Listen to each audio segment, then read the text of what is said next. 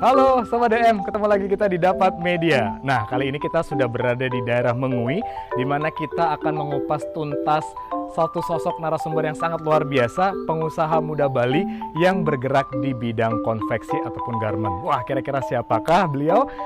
Tapi jangan lupa untuk subscribe channel kami dulu di Dapat Media dan juga Instagram kami di @dapatmedia, juga websitenya di www.dapatmedia.com.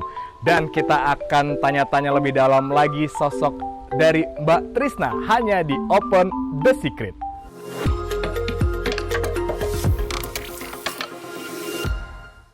Yuk, kita sudah janjian, masuk aja ke dalam, ke rumahnya sekarang.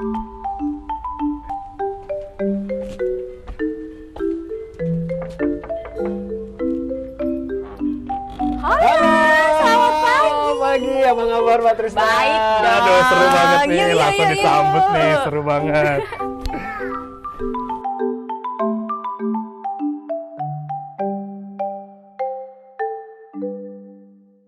Oke Mbak Trisna, ini kalau bicara tentang konsep rumahnya kan Bali banget, Iya. enak, teduh banget, ya enak banget. Terima Kita kasih. bicara keluarga deh kalau kayak gitu ya, karena kalau bicara rumah biasanya bicara keluarga.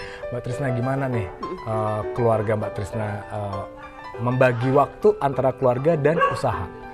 Kalau aku sih bagi waktunya tuh simpel aja ya, karena aku emang prioritas keluarga dulu. Oh, malah memprioritaskan keluarga ya? Jadi pagi-pagi kalau aku udah beres di rumah, artinya dari masak, habis itu membanten gitu ya pagi-pagi. Aku sih usahakan banget membanten itu sebelum karyawan tuh datang. Gitu. Oke. Jadi aku biar keliling dulu, udah finish. Ya kalau bisa sih ya, cuman kan terkadang memang ya mungkin anak-anak lagi agak rewel-rewelnya Iya, gitu. bener. Tapi yang jelas harus pagi-pagi. Kalau aku tuh emang harus pagi-pagi membantu dulu. Nah terus anak-anak udah beres makan, baru deh aku ke kantor gitu. Oke. Soalnya kalau aku ke kantor duluan, tapi misal anak-anak belum beres atau mungkin membantu aku belum beres, tuh kayak aku kelimpungan sendiri gitu. Iya, Kayak iya. masih ada yang kurang Iya gitu, kurang benar. serap gitu. Jadi ngeganjel kalau kita kerja tapi ternyata belum beres urusan belum rumah beres di gitu rumah ya. Pokoknya mereka beres aja, ya udah. Aku Iya, mau ngapain oke. gitu di belakang nggak masalah. Nah terus kalau misalnya nih anak-anak nih ya kan diurus total nih sama Mbak Benar, Trisna benar. kan sebagai seorang ibu gitu. Jadi aku emang nggak ada pengasuh. Oke, suami tercinta gimana?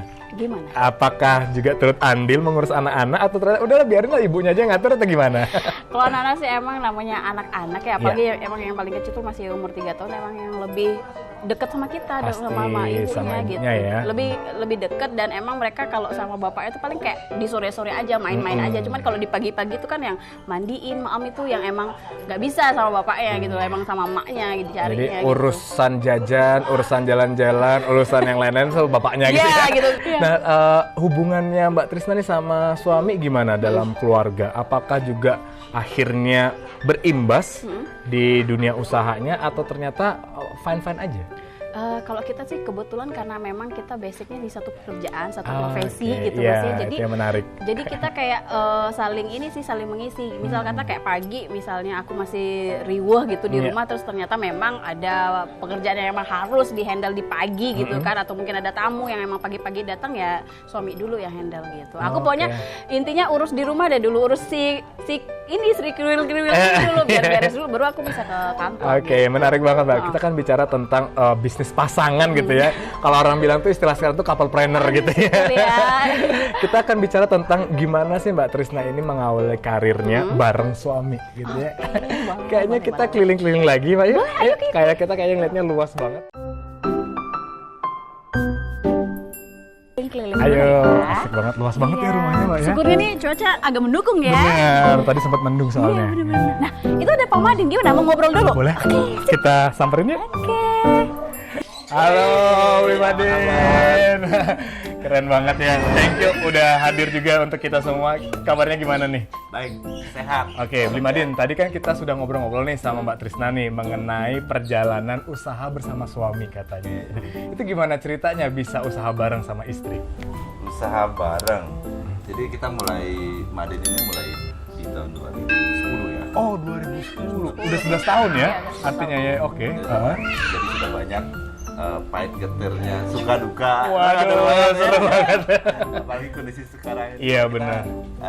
jadi kita perjuangan Iya. lagi. Oke. Jadi kalau kita berbicara awal mulanya Madin Itu sebenarnya satu bisnis yang tidak disengaja. Enggak sengaja. Nggak sengaja. Oke. Jadi kita waktu itu ada acara seminar dulu di Bandung.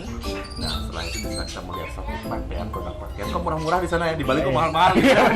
Kebalik. Wah, Bandung tuh fashion banget gitu ya. Itu awal mulanya sehingga kita bisa mencoba berjualan baju pada awalnya. Nah setelah berjualan baju, baru kita mulai untuk mencoba produksi. Oke. Dan alhasil dengan keterbatasan kita, tidak punya pengalaman, Emang nggak ada skillnya. modal sangat aja. Atau mungkin karena kita tidak memiliki keahlian khusus ya, Iya. jadi kita mau nggak mau kita harus semangat. Iya. Hanya gara-gara ngeliat kok kayaknya baju di sana murah, di sini mahal, udah buat aja usahanya gitu ya. Keren banget. Nah, itu akhirnya gimana bisa menyatukan visi misi di keluarga dan juga di usaha? Karena kan bareng nih ngerjainnya. Ya, kalau kita memiliki konsep bagaimana kalau kita berjalan bareng, itu akan lebih nyaman. Iya. Jadi pikiran kita itu sama, jadi obrolan kita nyambung juga. Oke.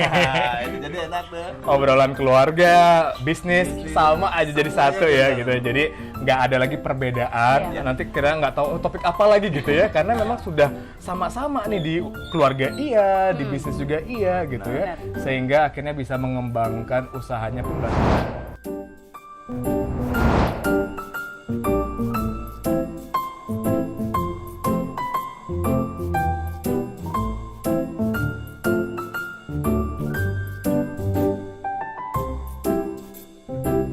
Wah, ini ternyata garmennya ya, Mbak ya? Ini tempat garmennya, tempat produksi kita. Produksinya, di mana di sini bisa produksi ratusan bahkan ribuan. Ribuan. Oh, keren banget, gede banget ya. Tapi kita, Ya, syukurnya. nah sebelum sebesar ini, apakah memang dari awal sudah besar atau? Enggak lah Mas, kita mah dari kecil bahkan Oh, lagi iya? satu gedung gitu istilahnya. Satu gedung? Jadi kita semuanya motong di situ, patron di situ, jahit di situ, udah semua gublek lah di satu tempat gitu loh. Oke. Terus semakin tahun gitu kan, ya kita cicil lah satu-satu. Ada satu space lagi, kemudian tahun berikutnya satu space lagi, ya sampai sekarang ini gitu. Wow, Jadi ini kan sebenarnya keren banget. 3 gedung ini sebenarnya. Cuman kita Oke. jadiin satu, kita bongkar temboknya biar memang Iya, kena karena semuanya. saking banyaknya pesanan gitu ya. Syukur Akhirnya lah mau ya. nggak mau kita harus memperluas Iya, garmennya bener banget. karena produksinya udah lagi bukan hitungannya puluhan ya, bukan lagi ratusan tapi ribuan. Ribuan, ya Oke. syukur banget Keren ya. banget. Nah, ini untuk kita bicara pesanan Mbak Trisna, dari mana aja? Apakah memang lokal Bali aja atau ternyata memang sudah sampai seluruh Nusantara nih? Keren. Pengennya kan kayak gitu ya. Iya, pastinya. Di awal sih memang sebetulnya dari awal banget itu kita udah dapet tamu. Tamu itu dari Prancis kalau nggak salah. Malah dari luar negeri ya? Aku lupa Keren inget banget. sih, orangnya sih dari Inggris, cuman kayak dia ngesubnya tuh ke Prancis kayak gitu. Terus di awal itu sama tamu Jepang yang emang rutin tiap tahun. Dari awal kita berdiri itu tamu Jepang udah sampai sekarang. Nah, tapi nggak hanya ekspor, kita juga ngambil lokal. Sebenarnya sih lokal itu 70%, sisanya emang ekspor kayak gitu. Wow, keren banget. Jadi Cuman ternyata- di selama pandemi ini ya namanya ekspor kan agak ini jadinya. Jadi kita lebih ke lokal punya gitu. Iya, pasti seperti itu ya.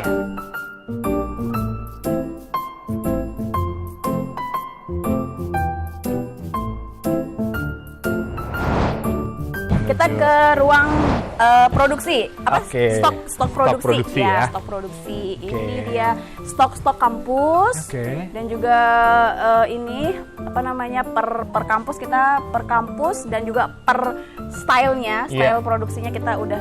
Oh, jadi desain sudah masing-masing. dikategorikan gitu ya, Mbak jadi ya? nanti saat ada pesanan kita tinggal ambil satu dus ini apa rok Oke. kek atau celana kek. atau Nah, apa bicara kek. tentang itu tuh, apa aja sih produksi dari Madin ini gitu kan? Kan saya lihat ada beberapa baju, kemeja gitu kan, Iya. dress gitu. Sebenarnya apa aja sih? Sebenarnya kita basic itu di awal awal banget ya zaman Iya. dulu itu kita ke kaos. Kita lebih Kaos aja? kita lebih konsen ke kaos. Itu Oke. namanya bukan CV, itu namanya UD. Oh, Dulunya UD. oke. UD Madin Konveksi gitu. Oke. Jadi emang lebih konsen ke Kaosnya kaos-kaosan, aja gitu ya? sablon kayak Mm-mm. gitu. Kemudian selang lagi 2-3 tahun itu kalau nggak salah kita langsung ke CV. Ke CV, Ya, langsung ya. ke CV Madin Pratama Dita. Oke. Jadi kita lebih concern ke seragaman. Kayak misal Oke. kitchen, ada Iya. apron, ada topi, apa segala macam. Kemudian jas alon Oke, water. jadi satu set gitu Iya, ya, Mbak ya? setnya Oke. semuanya. Itu gimana ceritanya dari kaos akhirnya bisa menuju kampus-kampus? Apakah melihat peluang atau ternyata memang pas banget ada satu momentum, kayaknya nih kita bisa masuk kampus-kampus atau sekolah-sekolah. Itu gimana ceritanya? Ya kita ini sih ya melek sama ini sih permintaan pasar waktu itu.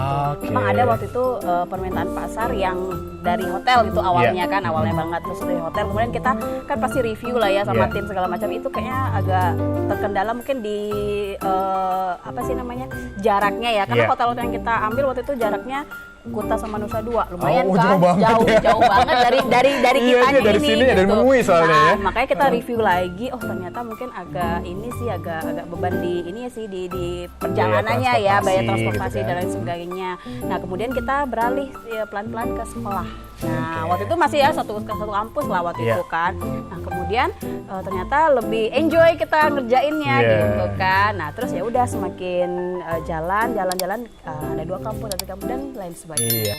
Nah bicara biar masuk kampus pasti kan ada trik-triknya nih gitu kan. Apakah ada trik marketing atau ternyata memang Mbak Trisna dan tim memiliki satu strategi supaya bisa masuk kampus dan akhirnya mengambil peluang itu? Nah kita sih syukurnya beberapa kampus yang baru-baru gitu yang datang ke kita itu memang lihatnya tuh di sosial media.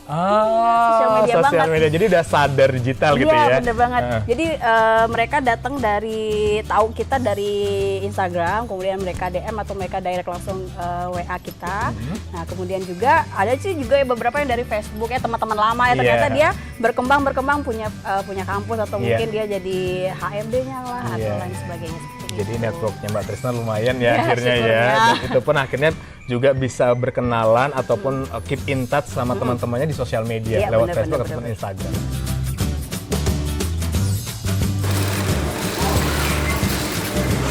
Salah satunya nih, ini namanya Buge. Oke, ini Buge orang yang paling lama. Wah, halo Buge, salam kenal Buge. Kami dari Dapat Media Buge.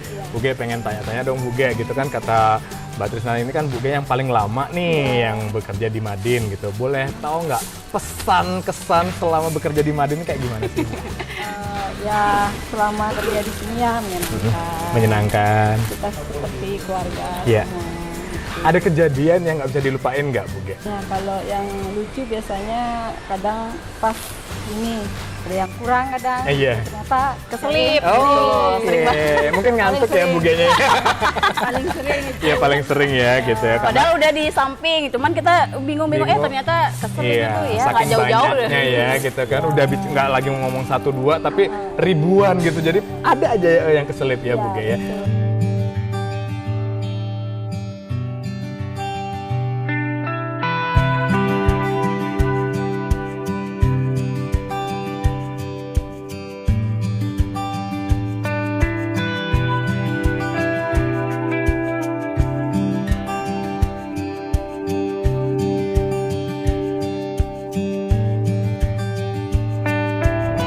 Nah, Sobat DM, tadi kita udah keliling nih ya bersama Mbak Trisna. Dari kita tanya-tanya tentang keluarganya, bisnisnya, timnya, seru banget ya. Dan garmennya yang begitu luas, yang dimana produksinya sampai ribuan. Nah, kita akan tanya sekarang mengenai pernah nggak sih seorang Mbak Trisna beli Madin ataupun usahanya pada titik terendah, terus gimana cara ngelewatinnya? Kita akan kupas tuntas hanya di Open The Secret. Pernah nggak sih mengalami fase benar-benar di bawah banget atau titik nadir gitu sampai akhirnya berpikir bahwa kayaknya nggak lagi deh lanjut ini? Kayaknya itu di masa-masa pandemi sih ya. Masa masa baru. Kalau di awal-awal kita merintis tuh malah yang nggak, emang sih kayak belum terlalu kelihatan omset atau dan lain sebagainya. Cuman itu mungkin lagi semangat-semangatnya kan, jadi kita ya udahlah. Gitu jadi kita masih semangat-semangatnya. Nah malah di beberapa bulan sebelumnya gitu loh. Jadi di masa di 2 tahunnya pandemi, jadi 2021 ini itu ngerasa banget di akhir Desember 2020 sampai menjelang di awal 2021, Januari Februari itu masa-masa yang kalau orang kekinian sekarang tuh bilang galau ya. Galau banget. Itu gitu galaunya pandemi itu aku ngerasain banget Mas. Yeah. Jadi di awal pandemi itu 2020 kita kan emang yang concern 70% lokal, 30%-nya ekspor ya, seperti yang tadi aku udah ceritain. Nah itu jadi di awal di Februari itu tamu Jepang masih kesini. Nah memang kita masih udah isu-isu kan adanya virus dan lain sebagainya, cuman kita belum melek banget kan. Nah terus dia masih bisa kesini. Mungkin di situ juga masih dibuka lah penerbangan dan lain sebagainya, masih kesini. Jadi masih running lah. Jadi kita waktu itu cepet-cepet sih ngerjainnya, takut-takut nanti penerbangan ditutup dan lain sebagainya. Jadi kan lumayan dong kita nyetok barang dia. Gitu. Nah, oke lah tahun 2020 aman nih untuk orderan dia. Nah, terus makin kesini di pertengahan tahunnya 2020 tuh kita dapat project masker. Nah, ingat nggak yang tadi aku cerita? Aku daur ulang bahan-bahan yang ini, bahan baku yang udah nggak kepake kan. Nah, jadi waktu itu kita tuh gini, karena emang basicnya kita kan produksi nih. Basic kita produksi, kita bukan yang main retail. Nah, waktu itu ada zaman itu awal-awal pandemi itu kita kekurangan masker. Ngerasa nggak waktu itu? Banget. Oh, jadi di apotek itu kan kayak langka. Nah, di situ temen di apoteker gitu bilang, kamu buat masker gitu kan, kamu banyak punya bahan. Nah, kita tuh masih mikir, buat masker ya barang-barang yang emang nggak pernah kita kita ngerjain ya, yang nggak pernah kita bayangin. Nah, terus mikir masih kali ya buat masker. Nah, waktu itu nggak kita bikin, cuman kita buat desainnya doang. Aku minta desainer untuk buatin desain masker. Nah, terus aku upload aja iseng di Facebook pribadi loh, bukan seorang influencer dan sebagainya gitu kan. Dan waktu itu kita nggak sengaja posting aku pribadi nih di Facebook pribadi gitu kan. Terus sampai di jam 12 malam itu udah nyampe 2000 pieces loh. Dengan kita nggak dari jam 7-8. Jadi kita yang nggak ready gitu loh. Syukurnya aku nggak bilang bahasa ready stock ya. Syukur banget aku nggak bilang gitu. Kalau nggak udah ditimpukin aku besok ya. Nah, mana gitu ya. Barangnya. Nah, jadi besoknya itu langsung kita pengadaan bahan plus kita sortir gudang gitu loh Mas. Jadi kan banyak ada sisa-sisa kaos dari zaman dulu yang kita emang basicnya kaos kan dari 10 tahun yang lalu. Jadi itu kita sortir, jadi sekalian kita bersih-bersih gudang gitu. Dan ternyata itu lumayan dapat karena kan sekilo ternyata dapat berapa pieces kan lumayan kan. Benar. Memang kita ada beli bahan tapi dibantulah dari daur ulang si bahan-bahan yang udah 10 tahun yang lalu gitu kan. Masih kita cuci dulu karena emang kan debuan banget. Kita cuci dulu lah dia. Baru kita potong, kita jarit kayak gitu. Nah, sampai dah akhirnya kira-kira di bulan apa ya, aku sih lupa ingat, kayak Juni-Juli deh itu Mas. Kita dapat satu proyek besar dari pemerintahan Badung senilai kurang lebih 500.000 pieces masker. Wow, keren banget. Itu kayak kita masih mikir ini mimpi nggak sih ya gitu ya? Di masa begini loh yang orang nggak boleh keluar kemana-mana loh ya. Ini bener nggak sih gitu kan? Kemudian itu waktunya cuma 2 minggu loh, bayangin nggak? 500.000 pieces dalam waktu 2 minggu. Karena memang kan bahasanya waktu itu urgent banget karena memang kelangkaannya masker. Nah, kemudian kita ambil sendiri, kita bagi-bagi ke teman-teman UMKM yang ada di seluruh Badung gitu. Bagi-bagi roti lah gitu ya. Karena memang pada dasarnya pengadaan masker ini memang disebarkan ke seluruh masyarakat Badung gitu. Karena emang lagi gentir-gentirnya itu kan. Nah, terus itu 2020 kan pertengahan tahun. Kemudian di akhir tahun itu yang aku bilang tadi agak-agak galau. Nah, karena udah bener-bener nggak ada yang namanya project gitu ya. Tapi akhirnya Mbak Din tetap bertahan sampai hari ini. Itu jadi, gimana ceritanya? Jadi gini, pasti ada tips-tipsnya. Iya. Jadi gini, di awal tahunnya ini kan aku emang bener-bener yang galau-galau banget tuh. Aku bilang sama Mbak Din, aku nggak ada terlalu orderan, aku bilang kayak gitu sama dia. Sedangkan tenaga waktu itu kan biasa kerjanya. Sampai saat ini syukurnya kan aku nggak ada rumahkan orang, nggak ada rumahkan teman-teman. Memang mereka pergi ya, tapi tidak aku yang menghentikan mereka gitu loh istilahnya. Jadi kayak mereka pergi ya udah, aku sih dalam hati ya sah-sah aja. Mereka mungkin di luar mungkin mendapatkan yang lebih ya kenapa gitu loh. Aku nggak punya hak untuk jangan pergi gitu. Aku nggak punya hak gitu. Jadi waktu itu aku juga dapat mikir gini sama Wadin, kalau aku misalnya tutup ini garment sebulan 2 bulan tuh mungkin gampang banget gitu loh. Gampang aku bilang kita libur dulu ya sebulan 2 bulan gampang memang. Tapi kenapa aku nggak ngelakuin itu? Karena aku tuh mikir gini, kita bukan yang supermarket gitu misalnya atau minimarket yang mungkin sekarang kita stop sebulan 2 bulan besok rekrutmen lagi untuk kasir atau bagian gudang atau dan lain sebagainya. Sedangkan kalau garment kompleks banget Mas. Nggak mungkin dong besok aku rekrutmen untuk tukang pola, tukang jarit boro-boro. Pikirnya kalau ini ditutup nggak mungkin, sangat-sangat nggak mungkin. Jadi sekarang itu konsepnya aku sama suami itu memang konsep mempertahankan aja Mas, mempertahankan SDM yang ada. itu mereka aset aku loh. Iya benar. Iya kan, aset banget. Jadi sekarang itu istilahnya ada project untuk mereka. Bukan lagi ada project untuk perusahaan gitu misalnya, untuk nabung dan lain sebagainya, enggak lagi. Jadi ada project untuk mereka. Sementara waktu benar-benar memikirkan kesejahteraan tim dulu gitu ya. Wow. Jadi itu masa-masa yang aku tuh nggak bisa bilang apa ya. Kalau mau cerita sama mereka juga nggak mungkin dong ya. Yang ada kita emang harus semangatin mereka gitu kan. Nah syukurnya juga ya. Emang ada proyek-proyek sedikit-sedikit gitu ya, artinya nggak terlalu big kayak sebelum-sebelumnya ya. Syukurnya sampai saat ini proyek itu ada dan memang mereka semangat gitu loh. Walaupun mereka dapatnya sedikit, mungkin kayak kemarin ngambilnya solusin 2 lusin. Nah mungkin sekarang kayak bijian gitu misal kata ya, tapi mereka tetap semangat. Itu yang buat aku, mereka aja semangat loh, masa aku nggak ini sih gitu kan, jadi tim leadernya gitu istilahnya. Kalau aku ngoyo apa kata mereka gitu kan. Ya makanya aku gimana ya, yang penting jalan dulu deh dulu. Nah, kalau sekarang itu di fashion ya, aku bilang di fashion itu anak-anak muda tuh lagi menggeliatnya. Nah apalagi ditambah karena pandemi nggak boleh keluar kan, jadi banyak banget bertebaran online shop. Nah di situ anak-anak muda tuh yang buatnya tuh kayak selusin lah atau beberapa PC nah mau nggak mau tuh aku yang itu yang aku garap gitu loh, mensupply teman-teman yang emang bikin online shop itu. Bener, jadi gaulannya tuh sekarang sama anak-anak muda yang emang budgetnya tuh agak low gitu kan. Dan ya itu istilahnya kita mau nggak mau makin belajar lagi. Aku dan tukang jahit pun, tukang pola pun juga sama-sama belajar. Yang dulunya mungkin buat ya udah kemeja model ini 1000 gitu, jas model ini 100 gitu misal kata. Nah sekarang model dress ini kebuka sedikit di sini 5 biji gitu ya. Terus terus kimono mungkin model ini sekian, warna ini sekian. Jadi yang main yang ya belajar retail gitu Mas jadinya. Tapi keren banget ternyata digital sangat mempengaruhi banget.